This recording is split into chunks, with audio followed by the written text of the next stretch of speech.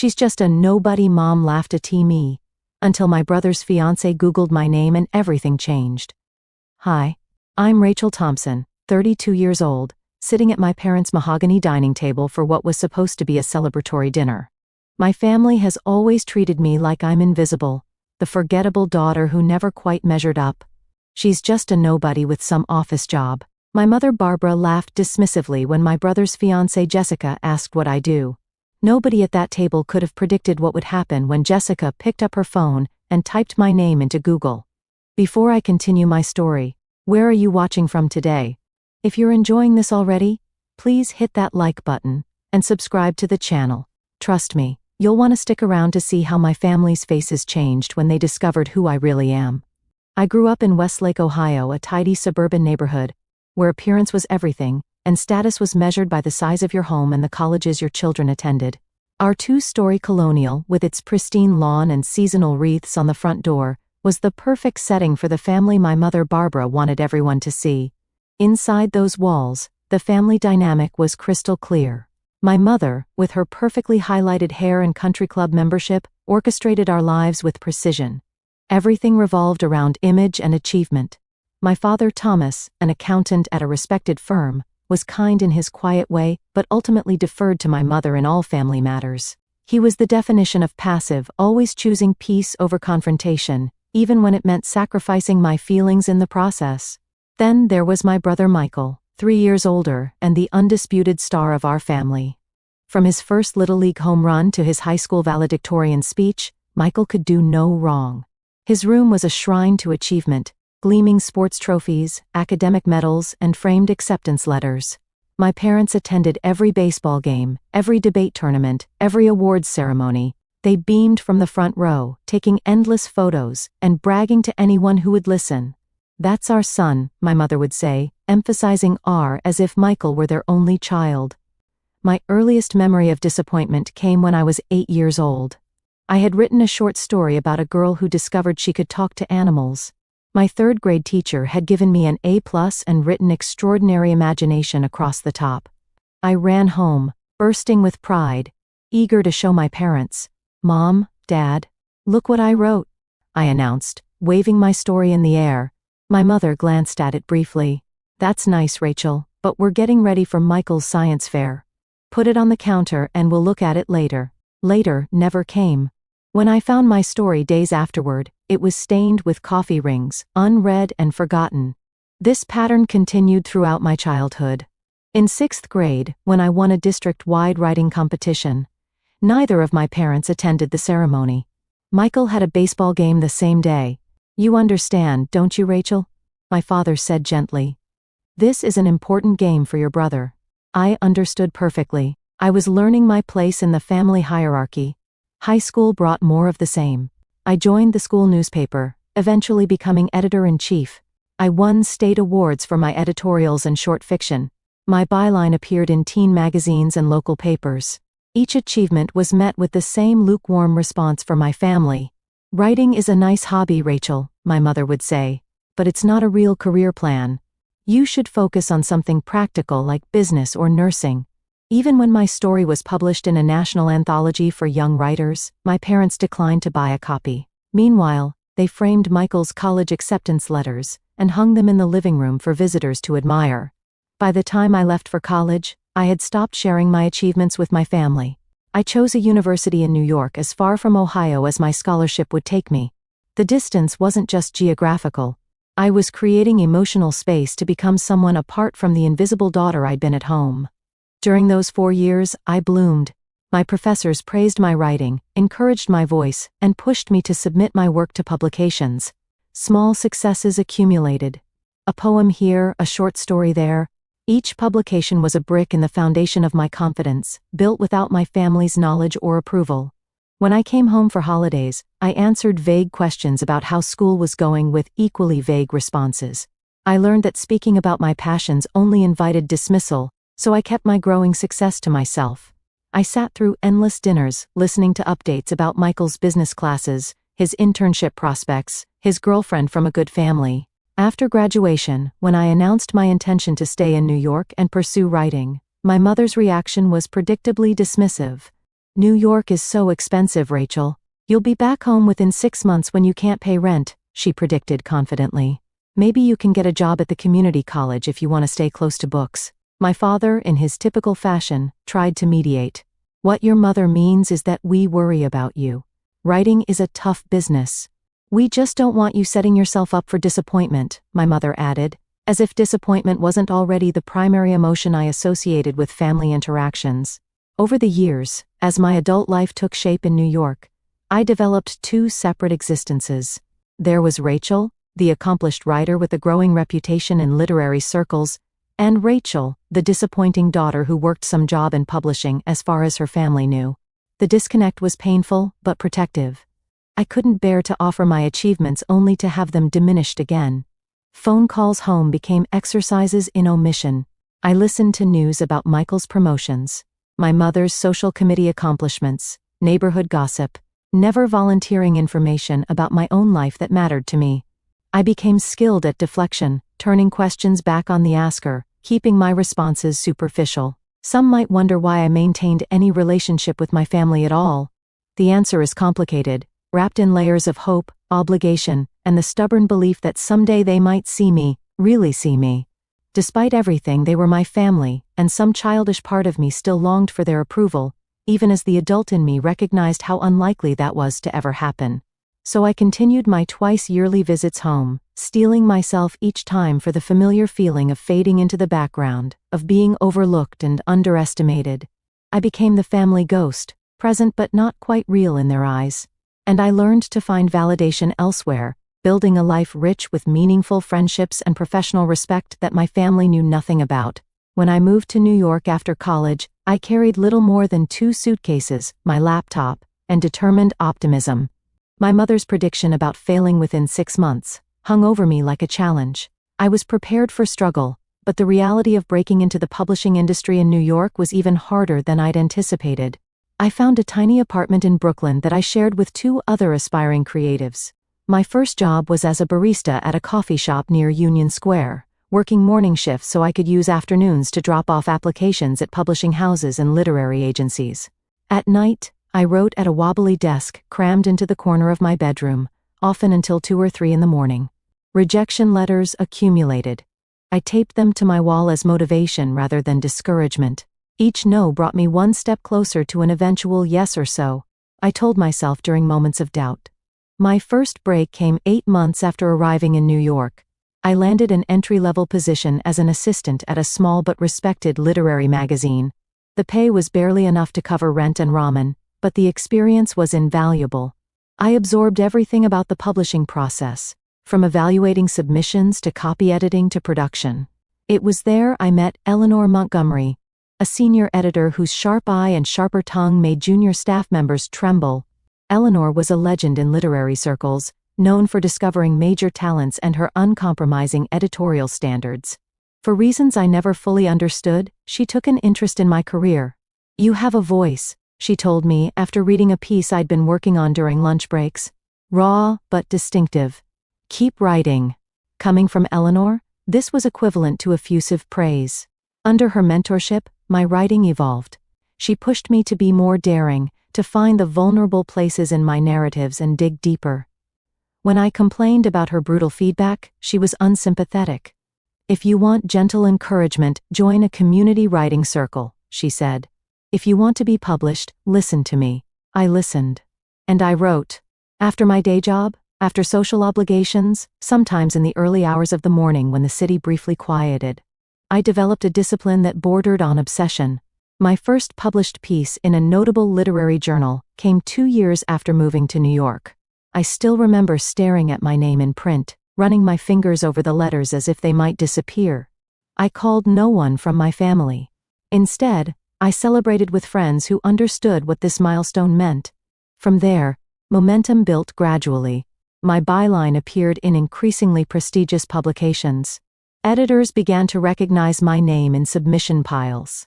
Literary agents started reaching out to ask if I was working on a book. My first manuscript, a collection of interconnected short stories examining the invisible threads binding families across generations, took 3 years to complete. When it sold to a respected independent publisher, I felt a validation that no family approval could match.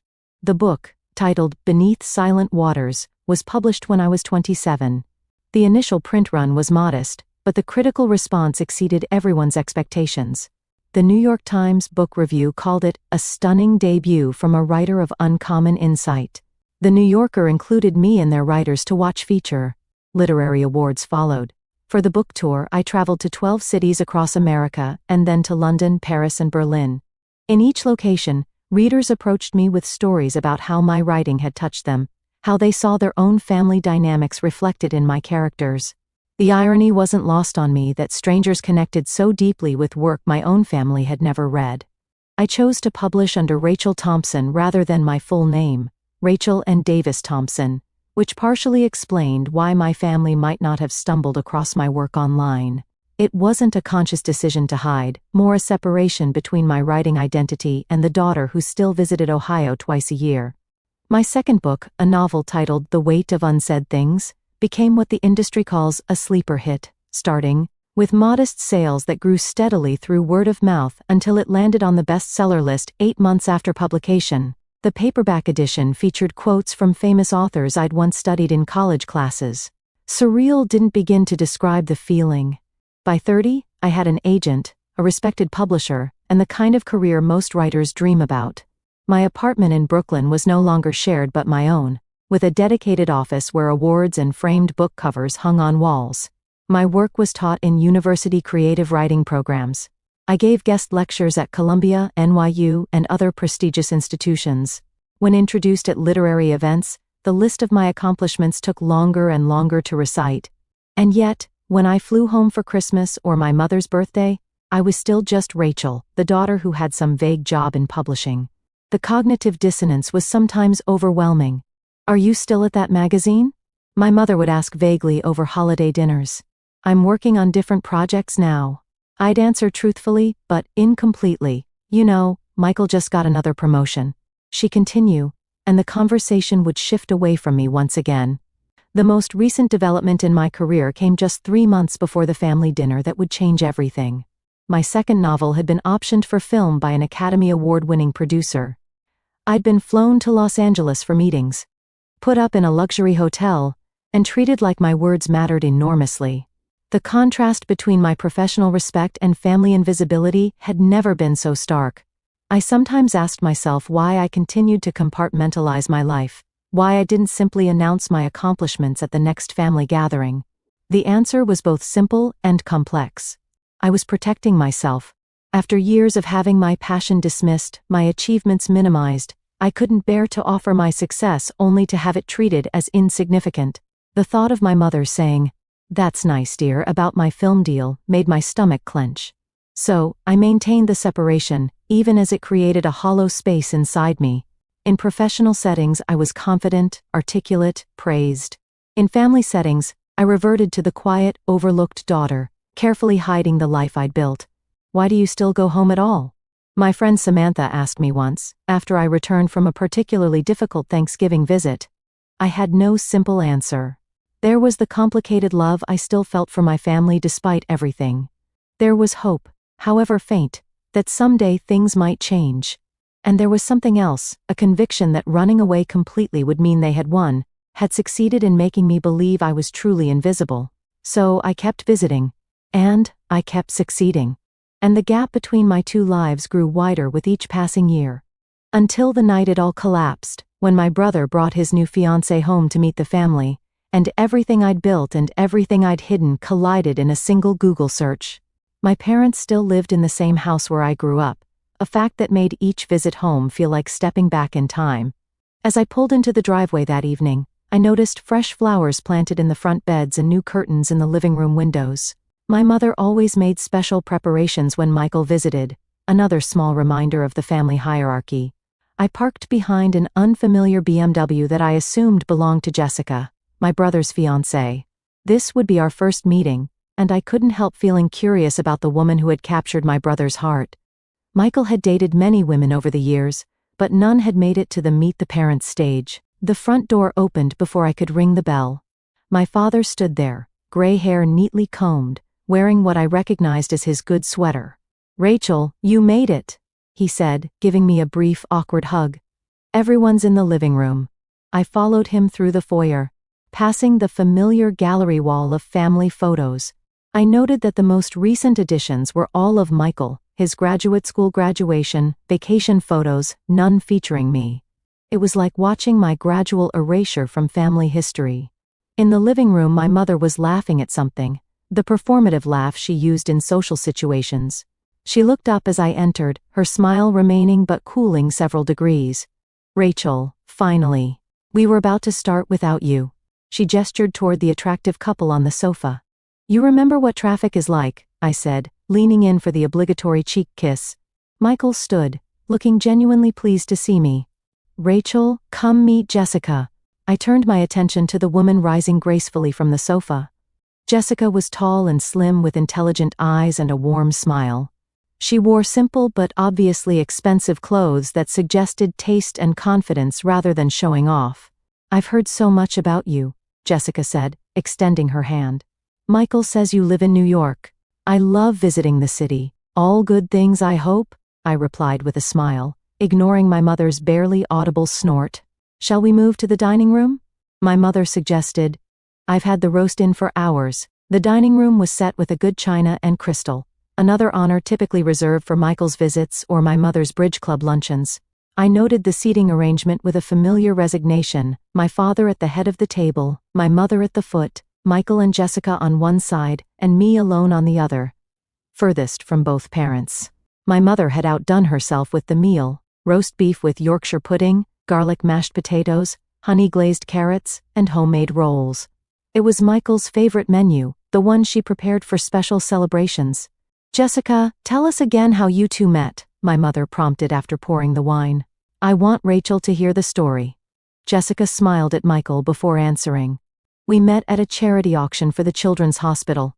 I was organizing the event, and Michael was there representing his firm. He outbid everyone for a weekend sailing package, even though he'd told me earlier he gets seasick." She laughed. "I thought anyone that determined deserved at least one dinner."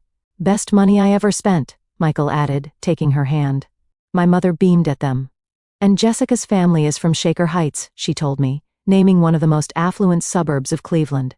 "Her father is a cardiothoracic surgeon at Cleveland Clinic." I recognize this as my mother's shorthand for "comes from money and good social standing," her highest praise. "What about you, Rachel?" Jessica asked, turning her attention to me. "Michael mentioned you work in publishing in New York. That sounds fascinating." Before I could answer, my mother jumped in. "Rachel does something with books. A small press or magazine, isn't it, dear?" I opened my mouth to respond, but, she continued, "nothing like Michael's position, of course. He just made partner at 35. Youngest in the firm's history. It's a publishing house," I said quietly. "I work with authors on their books." "That must be so interesting," Jessica persisted. "What kind of books do you work on?" Again, my mother interrupted. "Rachel's always liked to read. Remember that summer you barely left a room, always with your nose in a book?" She laughed and turned to Jessica. "We had to practically force her to go outside and get some sun." The conversation shifted to wedding plans. Jessica and Michael were considering a June ceremony the following year, possibly at her parents' country club. My mother was delighted, already discussing flower arrangements and menu options. I ate quietly, occasionally nodding or offering brief comments when directly addressed. This was familiar territory. Being present but not really included, the background character in the Michael show. Jessica, however, kept trying to draw me into the conversation. "We're still figuring out the bridal party," she said, looking at me. "But I'd love it if you'd be one of my bridesmaids, Rachel. I don't have sisters and it would mean a lot to me." I was genuinely surprised by the offer. "I'd be honored," I said, touched by her inclusion. "That's if Rachel can take time away from her important job," my mother commented with a thin smile. "New York publishing is so demanding, apparently." Michael shot our mother look. "Mom, come on." Jessica, perhaps sensing the tension, tried to redirect. "What are you working on currently, Rachel? Any books we should look out for?" It was the opening I'd both longed for and dreaded for years. I could tell them about my recent success, the film option, the awards. I could finally claim my accomplishments in this house where I'd been diminished for so long. But years of conditioning kicked in. I shrugged slightly. Just the usual projects. Nothing special. My mother seized the moment. She's just a nobody with some office job. She laughed dismissively. Not everyone can be as ambitious as you and Michael. The table fell silent. My father studied his plate. Michael looked uncomfortable. I felt the familiar sting, sharper for being delivered in front of someone new. Jessica's brow furrowed slightly. She looked at me with curiosity, then discreetly reached for her phone beneath the table. The wedding venue has a 6-month waiting list, my mother continued, oblivious to the awkwardness she'd created. But Jessica's mother knows the event's coordinator. As she spoke, I noticed Jessica looking down at her phone, her expression changing from curiosity to surprise, then to something like amazement. She glanced up at me, then back at her phone, scrolling with increasing interest. I had no idea what she was reading, but something told me our carefully separated worlds were about to collide. The dinner conversation continued around me, my mother dominating with wedding talk, while my father occasionally nodded in agreement. Michael contributed details about the honeymoon they were planning in Italy.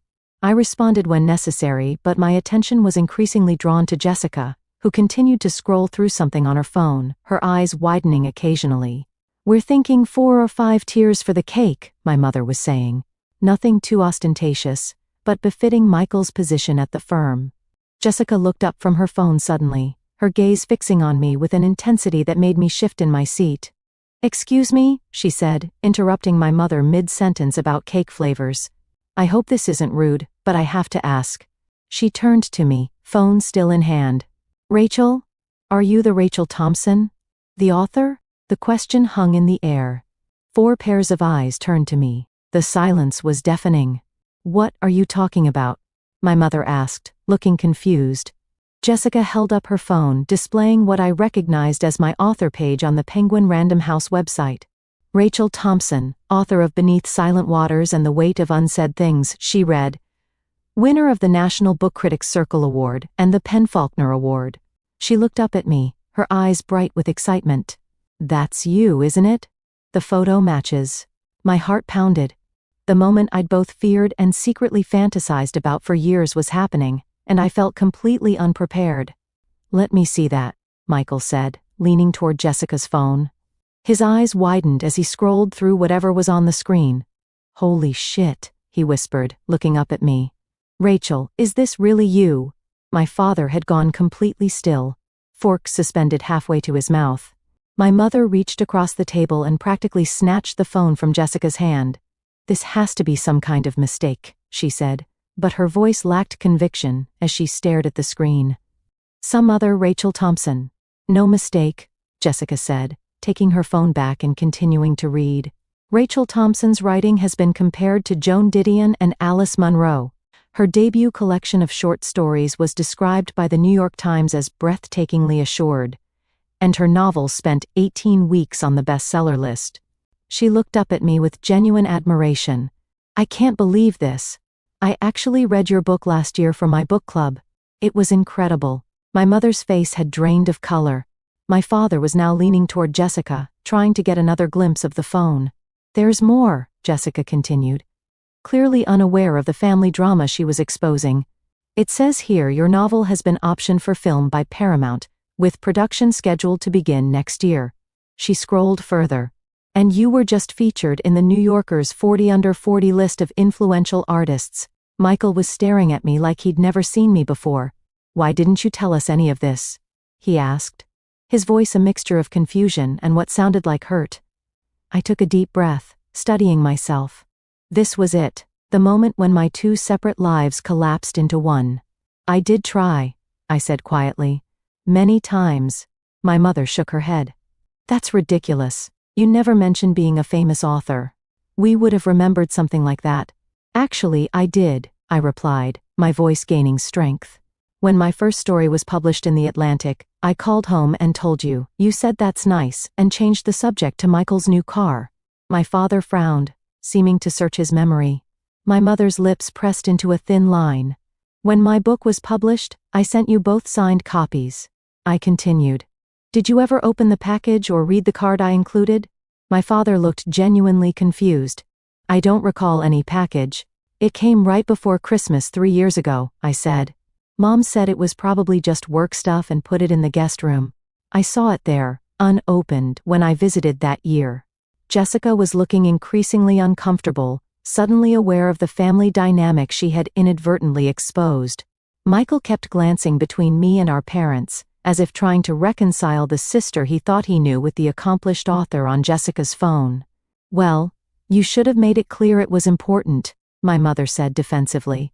"You know how busy things get around the holidays?" Jessica cleared her throat gently. "Your books are really quite remarkable, Rachel. The way you write about family dynamics and unspoken expectations, it's so insightful." She paused. "Actually, now that I think about it, some of those family scenes feel almost familiar." The implication hung in the air. Had I been writing about my own family all along? The answer was yes and no. My characters were fictional, but the emotional truths they navigated, the feeling of invisibility, the yearning for recognition, those came directly from my experience in this very house. "May I see?" my father asked Jessica, finally finding his voice. She handed him her phone, and he put on his reading glasses to study the screen. As he read, his expression changed from confusion to something that looked almost like pride. "National Book Critics Circle Award," he murmured. "That's a big deal, isn't it?" "It's one of the most prestigious literary awards in America," Jessica confirmed. My mother was struggling to process this new reality. "If you're so successful," she said with a note of skepticism, "why do you still live in that tiny apartment in Brooklyn? Why don't you drive a better car?" It was such a typical response, measuring success by material possessions rather than achievement or fulfillment, that I almost laughed. "My apartment isn't tiny, Mom. It's a 2-bedroom in Park Slope with an office where I write. And I take the subway because parking in New York is a nightmare, not because I can't afford a car." "There's a whole Wikipedia page," Jessica added, apparently oblivious to the tension as she continued scrolling. "And look, here's a video of Rachel accepting her PEN/Faulkner Award." She turned her phone around to show a clip of me on stage in a black evening gown, thanking the committee and my publisher. The surreal quality of the moment intensified, my family watching a video of me accepting a major literary award while sitting at the dinner table where I'd been dismissed as just a nobody minutes earlier. The realization that I was not who they thought I was, had never been who they thought I was, seemed to hit each of them differently. My father looked bewildered, but impressed. Michael seemed shocked, but also curious. And my mother looked like her entire worldview was being challenged, her expression cycling through disbelief, confusion, and something that might have been embarrassment. "All this time," Michael said slowly, "while we thought you were just," he trailed off, perhaps realizing there was no good way to finish that sentence. "Just a nobody?" I supplied, repeating my mother's words from earlier. "Yes. All this time." The dinner that had been planned to celebrate Michael and Jessica's engagement had transformed into something entirely different. The balance of power had shifted, and none of us quite knew how to proceed. Jessica, perhaps sensing the rising tension, attempted to lighten the mood.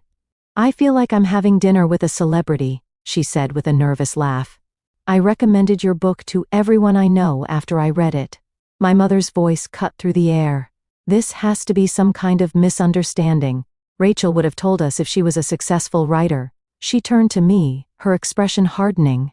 "Why would you keep something like this from your family unless you were making it up?" The accusation stung, but it was so typically my mother, unable to admit she might have been wrong, turning the situation to make herself the victim rather than acknowledging her role in my silence. "I didn't keep it from you," I said, my voice steady despite the emotion building inside me. "You just never listened." "That's nonsense," my mother replied. "We always supported your little writing hobby." "Hobby?" I repeated, the word like acid on my tongue. "Is that what you think this is?" "Mom," Michael interjected, "Jessica just showed us Rachel's professional author page and Wikipedia entry. This isn't a hobby." My father, still staring at Jessica's phone, looked up. "There are reviews here from the New York Times, the Washington Post, pictures of you at literary events with famous people." He seemed genuinely perplexed. "Why wouldn't you share this with us?" The question, asked without my mother's accusatory tone, deserved an honest answer. "I did try to share it with you," I said, meeting his gaze. "When I got my first book deal, I called home ecstatic. Mom answered and said she couldn't talk because she was on her way to Michael's softball game. She said she'd call back, but never did. My father frowned, glancing at my mother, who avoided his eyes. When my first book was published, I continued, I sent you both signed copies with a note about how much it would mean to have your support at my New York launch event. You never responded. I checked airline prices hoping you might come, but you didn't even acknowledge receiving the books. We were probably busy, my mother said defensively. You can't expect us to drop everything for her. For what, Mom? I interrupted, years of suppressed feelings finally breaking free. For your daughter's greatest achievement? Because that's exactly what you did for Michael every single time. You never missed a single one of his games or ceremonies or celebrations. Not one. Michael shifted uncomfortably in his seat. Jessica placed a hand on his arm, her expression sympathetic. When I won my first major award, I continued. I called home from the hotel right after the ceremony, still wearing my formal dress. Dad, you answered and said Mom was asleep and you were watching a game. You said to call back tomorrow. When I did, neither of you picked up. My father's face flushed with what looked like shame. I didn't realize. I didn't know it was important. How could you not? The question burst from me with more emotion than I'd intended. How could my own parents not know or care about the most significant moments of my career? Did you ever once Google my name? Did you ever wonder what I was actually doing in New York all these years? My mother's lips thinned. You always were dramatic, Rachel. If your writing was really so successful, why wouldn't you make sure we knew about it? Because every time I tried, you changed the subject to Michael, I replied, my voice breaking slightly. Every single time. After a while, I stopped trying. It hurt too much to keep offering pieces of myself only to have them ignored. Jessica cleared her throat gently. Your novel, she said, looking at me. The one about the youngest daughter whose art is discovered after she leaves home. Was that autobiographical? Before I could answer, my mother cut in. Are you saying you wrote stories about us? About family business? How could you do something so? I write fiction. I interrupted firmly. My characters are not you. But the emotional truth of feeling invisible in your own family? Yes, I drew on that experience. Michael was looking increasingly uncomfortable. I had no idea you felt this way, he said quietly. You never said anything. Would you have listened if I had? I asked, not unkindly. You were busy being the golden child, Michael. That wasn't your fault, but it was our reality. My father, who had been scrolling through Jessica's phone, looked up with an expression I couldn't quite read. Some of these reviews mention how your work explores themes of parental neglect and conditional love. His voice was quiet. Is that how you see us, Rachel? As neglectful parents? The question hung in the air, heavy with decades of unspoken hurt. I took a deep breath. I see you as parents who had room for only one successful child, I said carefully. And I wasn't that child. So, I built a life and a career that didn't depend on your approval or even your awareness. And now here we are. My mother stood abruptly, her chair scraping against the hardwood floor. I need to clear the dessert plates, she said, though no one had finished eating. She began gathering dishes with shaking hands. Barbara, sit down. My father said with unusual firmness. This is important. What's important is that Rachel has apparently been harboring all these resentments for years, my mother replied, her voice tight, writing books about what terrible parents we are. Mom, that's not what Rachel said, Michael interrupted. And you did just call her a nobody less than an hour ago. My mother froze, plates in hand, as if she'd forgotten that comment. Jessica winced visibly. I never said you were terrible parents, I clarified. But yes, I was hurt, repeatedly. And instead of confronting you, I channeled those feelings into my writing. That's what writers do. We transform our experiences into stories. Stories that made you famous while making us look bad, my mother said bitterly. No one knows the books are connected to you, I replied. I've never said they were autobiographical. That's your guilt talking, not my words. The room fell silent. My mother remained standing, clutching the plates like a shield. My father looked lost in thought. Michael and Jessica exchanged uncomfortable glances. I considered getting up and leaving. It would be easier than continuing this painful conversation. But something kept me in my seat. Perhaps the same stubborn persistence, that had kept me riding through years of rejection before my first success. I never wanted to have this conversation, I admitted. But now that we're here, maybe it's time for some honesty. I've built a life I'm proud of, a career that fulfills me. I did it without your support or acknowledgement. That shouldn't diminish your pride in Michael's accomplishments. There was always room for both of us to succeed, even if you couldn't see it. My father removed his glasses and rubbed his eyes. I don't know what to say, Rachel. I'm sorry we missed so much. It was the first genuine apology I'd heard in that house, and it landed like a stone in still water, ripples spreading outward. My mother's defenses seemed to crumble slightly. She set the plates down and sank back into her chair. Why didn't you make us understand? She asked, but the accusatory edge had left her voice. That wasn't my responsibility, I said gently. Parents are supposed to see their children, both of them, not just the one who fits their preferred narrative. Michael reached across the table and touched my hand briefly. I didn't see it either, he said.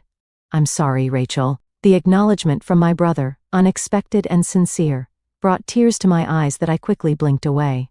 Jessica, who had been quiet during the confrontation, spoke up. For what it's worth, she said, your books are beautiful. They've touched so many people. That's a rare gift. In the uncomfortable silence that followed, I realized something had fundamentally changed. The family dynamic, calcified over decades, had cracked open. What would grow in its place remained to be seen, but there was no going back to the way things had been. For better or worse, I was finally visible in my parents' home. The remainder of dinner passed in a strange mixture of tension and revelation. My mother made a half-hearted attempt to serve dessert, a chocolate mousse that sat largely untouched as the conversation continued in fits and starts. Jessica, seemingly determined to normalize the situation, asked thoughtful questions about my writing process and upcoming projects. I answered cautiously at first, then with increasing openness as I realized her interest was genuine. I'm actually working on a new novel, I admitted, sharing details of my work publicly with my family for the first time. It's about sisters separated in childhood who reconnect as adults only to discover they've been living parallel lives. That sounds fascinating, Jessica said. Will it be published next year? If I meet my deadline, yes. My editor is hoping for a spring release. My mother pushed her dessert around her plate. I suppose we'll have to wait for the movie version, she said. A half-hearted attempt at humor that fell flat. Actually, I replied, if you'd like to read it before then, I could send you the galleys once they're ready. The offer hung in the air, a tentative olive branch. My father cleared his throat. I'd like that, he said quietly. I'd like to read your books. All of them. Michael nodded in agreement. Me too. I can't believe my little sister is a famous author and I didn't even know. I'm not exactly famous, I clarified. Literary fiction isn't exactly celebrity status. Your Wikipedia page would disagree, Jessica remarked with a smile. And so would the New York Times. After dessert, we moved to the living room.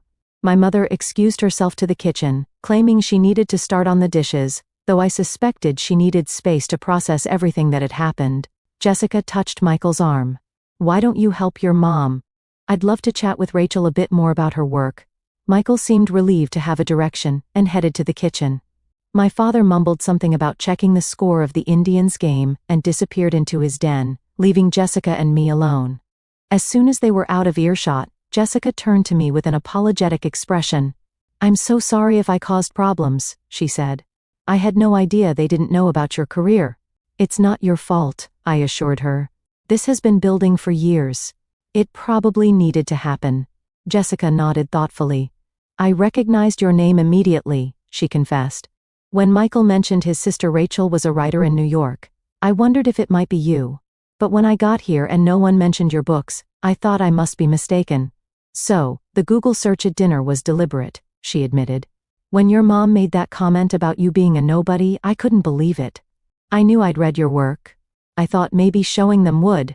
She trailed off, looking uncertain. Force them to acknowledge me? I suggested. She nodded, looking slightly embarrassed. Was that terrible of me?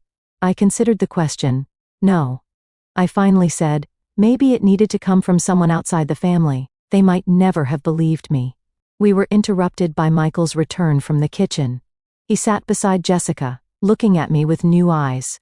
Mom's upset, he reported. Dad's talking to her in the kitchen now.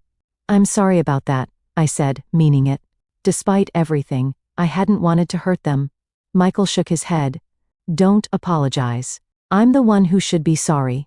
I never realized. He paused, struggling with his words. I never saw how they treated you differently. I was so caught up in my own stuff. You were a kid too, Michael, I reminded him. It wasn't your responsibility to fix our parents' behavior. Still, he insisted, I should have noticed. All those award ceremonies and publications you mentioned, I never even asked what you were doing in New York all these years. Not really. Jessica squeezed his hands supportively. The thing is, Michael continued, I always thought you were the lucky one. Mom and Dad were so focused on me, pushing me constantly toward success, monitoring every grade and achievement. You seemed free to do your own thing without all that pressure. I never realized the flip side of that freedom was invisibility. His perceptions stunned me. All those years I'd envied him the attention and approval. He'd envied me the freedom from scrutiny. It was a perspective I'd never considered. Maybe we can start over, he suggested. As adults, I want to know about your life, Rachel. Your real life, not the sanitized version you've been sharing at holidays. The offer touched me deeply. I'd like that, I said simply. My father appeared in the doorway, looking older than he had at dinner. Your mother needs some time, he said. This has been a lot to process. He sat heavily in his armchair, the same seat he'd occupied throughout my childhood. I've been looking through your author page on my phone, he admitted. The reviews, the awards, I had no idea, Rachel. No idea at all. I know, Dad, I said gently. No, you don't understand, he insisted. We failed you. I failed you. All those times you tried to tell us about your work, and we just didn't hear you. He looked up, his eyes damp. I'm so proud of what you've accomplished. So proud. And I'm ashamed it took a stranger to make me see it. Jessica shifted uncomfortably at being called a stranger, but remained silent. It's not too late, I said, surprising myself with the words. To be interested. To be involved? If you wanna be. He nodded firmly. We do. Your mother too, even if she can't say it yet. The evening ended earlier than planned. The emotional revelations had exhausted everyone. As I prepared to leave, Jessica hugged me warmly. This wasn't the dinner I expected, she said with a rueful smile. But I'm glad I finally got to meet the real Rachel Thompson. I'm a genuine fan of your work. Michael hugged me too, longer than usual. This doesn't fix everything, he said quietly. But it's a start, right? I nodded, unable to trust my voice. My father walked me to the door. Will you come back for Sunday dinner next week? He asked. I'll have read your first book by then. We could talk about it.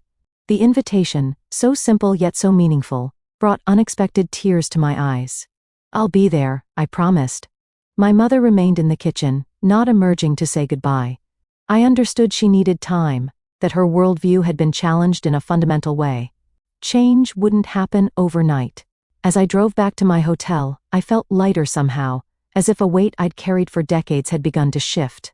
My two separate lives had collided, and while the crash had been painful, perhaps something new and more authentic could emerge from the wreckage. For the first time in years, I allowed myself to hope that my next visit home might be different, that I might finally be seen, fully seen by the people who had shaped me for better and worse. It wasn't forgiveness, not yet, but it was a beginning. 3 months after the dinner that changed everything, a package arrived at my Brooklyn apartment.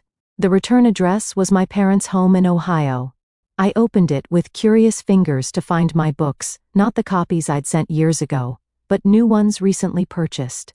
Inside the cover of Beneath Silent Waters was a note in my father's precise handwriting. Rachel, I've read this twice now. The first time to know the story, the second time to hear your voice in it. I'm sorry it took me so long to listen. Your words are beautiful. They matter. You matter. Love, Dad. I traced his handwriting with my fingertip, feeling the indentations on the page. In the 3 months since Jessica had Googled my name at the dinner table, small changes had accumulated like snowflakes, gradually transforming the landscape of my family relationships. My phone rang, interrupting my thoughts. Michael's name appeared on the screen. Hey, did Dad's package arrive? He asked when I answered. Just opened it. I confirmed. It's unexpected. He ordered your books the day after that dinner, Michael said. He's been reading them over and over, Mom too, though she's less vocal about it. Our conversations had changed since that night. We spoke weekly now, longer talks that went beyond surface pleasantries. Michael had become genuinely interested in my life and work, asking thoughtful questions about my writing process and upcoming projects. How's the new book coming? He asked now. Just finished the second draft, I told him. My editor thinks it's the strongest thing I've written. That's great, Rachel. Really great. He paused. Actually, that's partly why I'm calling. Jessica and I were wondering if you'd consider doing a reading at our engagement party next month. From your work, I mean, something that matters to you. The invitation stunned me. Are you sure? It's your celebration. I don't want to take focus from us. Michael laughed. Rachel, my sister is a celebrated author. I'm proud of that. I want our friends and family to know who you really are, not the version we all pretended you were for so many years. His words touched me deeply. Then yes, I'd be honored. Great. And one more thing. Mom's been rearranging the seating chart for the dinner. She wants you at the main table with us and Jessica's parents. The significance of this wasn't lost on me. In our family, seating arrangements had always been hierarchical, with the most important guests placed closest to my parents. My traditional spot at family gatherings had been on the periphery, an afterthought. This change, small as it might seem to outsiders, represented a fundamental shift in family dynamics. Is Mom okay with all this? I asked cautiously. Michael sighed. She's trying, Rachel. It's not easy for her to admit how wrong she was all these years, but Dad's been surprisingly firm about it. I've never seen him stand up to her like this before. The thought of my father, typically so conflict-averse, advocating for me brought unexpected emotion. Jessica's been great too, Michael continued. She made Mom join her book club, and guess whose book they're reading next month? I laughed at the image. Mom in a book club discussing my novel? That I'd pay to see. She's nervous about it, Michael admitted. She's afraid she won't understand it properly or say the wrong thing. I think she's finally realizing what she missed all these years. After we hung up, I sat with my father's note and this new information, trying to process how much had changed in such a relatively short time. The family pattern established over decades was being rewritten, awkwardly but genuinely. My mother had called the previous week, our conversation stilted but revealing. She'd mentioned, almost casually, that she'd told her bridge club about my books. Marilyn Jenkins' daughter is an English professor at Ohio State, she'd said. She's apparently assigned your novel in her contemporary literature course. Marilyn was quite impressed when I mentioned you were my daughter. The pride in her voice, however reluctant, was new. She was discovering, perhaps for the first time, that my achievements could reflect positively on her, just as Michael's always had. It wasn't the pure, unconditional recognition I might have wished for, but it was progress. The engagement party came faster than expected. I arrived at my parents' home with a mixture of anticipation and apprehension. The house looked different somehow, though nothing had physically changed. Perhaps it was my perception that had shifted. Jessica greeted me with a warm hug. I'm so glad you're here early. Come see the setup in the backyard. The garden had been transformed with string lights and floral arrangements. A small podium stood near the patio with a microphone. For your reading, Jessica explained. I hope that's okay. Some of my family are big fans of your work. My cousin Abigail teaches English and uses your stories in her classes. Inside, my mother was directing caterers with her usual precision. She paused when she saw me, her expression softening slightly. Rachel, good you're here. I've put you at table 1 with us and the Clarks, she said, referring to Jessica's parents. And I've told the bartender to have champagne ready for after your reading. Such consideration from her was unprecedented. Thanks, Mom, I said simply, not wanting to make too much of it and risk her retreating. Your hair looks nice, she added awkwardly. The length suits you. It was a small compliment, but from my mother, it felt significant. My father emerged from his den, face lighting up when he saw me. Rachel, he embraced me with uncharacteristic enthusiasm. I finished your second book last week. The scene where the protagonist confronts her mentor at the awards ceremony, brilliant writing. We talked about the book for several minutes, a surreal experience in this house where my writing had been invisible for so long. My father had always been an avid reader, but now he was reading my words, engaging with my thoughts, seeing me through my work. As guests began to arrive, I observed a subtle but significant change. When my mother introduced me to her friends, she didn't just say, "This is Rachel, our daughter." Instead, she said, "This is Rachel, our daughter, the author. Her books have won several major awards." The pride in her voice, however newfound, was unmistakable. She was learning, late but perhaps not too late, to see me clearly. Michael and Jessica circulated among guests, stopping often to include me in conversations, making sure I wasn't relegated to the background as had been the pattern at family gatherings throughout my life. When it came time for my reading, Jessica's father introduced me with genuine admiration, listing my accomplishments with the respect they deserved. I approached the podium feeling a complex mixture of emotions: vulnerability at sharing my work in this setting, pride in my accomplishments, and lingering traces of the insecure daughter I had been for so long. I had chosen a passage for my second novel, a scene where a character finally finds her voice after years of silence. As I read, I was aware of my parents listening intently, perhaps hearing echoes of our own complicated relationship in the fictional narrative. The applause afterward was enthusiastic. My mother, to my surprise, wiped tears from her eyes. Later, as the party wound down, she approached me where I stood chatting with Jessica's mother. "Your reading was beautiful," she said, her voice uncharacteristically soft. "I never knew you could write like that." "You never asked to know," I replied, not accusingly but stating a simple truth. She nodded, acknowledging the point. "I'm asking now," she said. "Better late than never?" It was offered as a question, tentative and uncertain. The mother who had always been so confident, so sure of her opinions and judgments, was asking for a second chance. "Better late than never," I agreed. Our relationship would never be perfect. Too much water had flowed under that particular bridge. But the current was changing direction, slowly but perceptibly. Where once there had been dismissal and invisibility, there was now recognition, however belated. As I drove back to New York the next day, I reflected on the journey that had brought me to this point. The painful years of being overlooked had fueled my determination to succeed, to create work that demanded attention.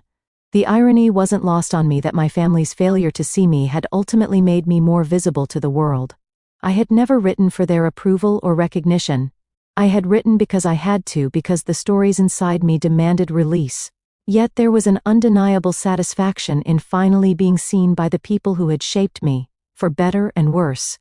My phone dinged with a text from Michael. "Dad just ordered your books for his whole golf club. Mom's horrified about the inappropriate language they'll all read. Progress comes in strange forms." I laughed out loud in my empty car. Progress indeed. The invisible daughter had finally been seen. The nobody had become somebody, not because a Google search had revealed my accomplishments, but because I had persisted in believing my voice mattered, even when those who should have heard it first didn't listen. That persistence, more than any award or recognition, was the true measure of my success. So what about you? Have you ever been underestimated by family or friends? How did you respond when they finally recognized your achievements? I'd love to hear your experiences in the comments below. Also, if you enjoyed this story, please hit that like button and subscribe to our channel for more real-life experiences. Don't forget to share this video with someone who might need a reminder that being overlooked doesn't define your worth. Thank you so much for listening, and remember, sometimes the people who see you clearly are the ones you least expect. Your voice matters always.